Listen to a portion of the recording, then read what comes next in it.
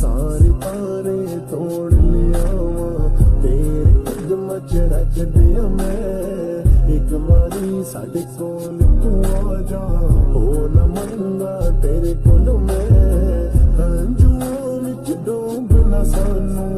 अपनी अखियां च रख ले तेरे दिल विच मैं